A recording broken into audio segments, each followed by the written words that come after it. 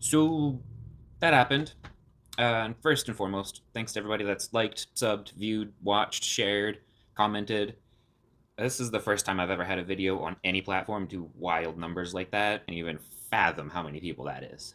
Now, because none of you know who I am, because the only thing on this channel so far is competition videos, I compete in U80s or U80 kilograms primarily. I jump into U90s when it's just for fun and randomly in the middle of the season. This year, the goal is to make it all the way up to top 3 in Canada. If you're here just for competition videos, there's going to be a lot more coming this year, so you can stay tuned for that. As for what I do outside of training and competing, it's not that different. I work as a strength/strongman coach and a nutrition coach locally to myself and online, so that just kind of consumes like 90% of my life.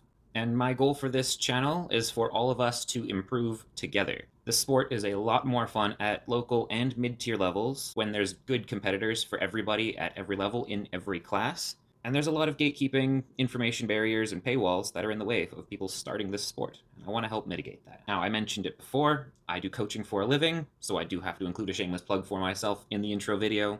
I do all of my training and nutrition coaching for my clients 100% customized to them, and I make them from scratch every time something needs to be done. For the nutrition plans, whether or not you are a strength competitor or competing in any sort of sport, everybody's diet is based on a strength performance diet because it's just what works best. For the guy who was going on a vacation in 4 months to propose and claimed that it was too cold to work out in his home gym, he still lost 34 pounds. For the lady who wanted to max out her strength in her current weight class, she got second, by the way, same principles. The diets looked wildly different. They have completely different lives, but the same principles apply. Just different customizations. The training plans and coaching are centered around where you're at, your goals, your past injuries, where you are in your comp season, if that's applicable.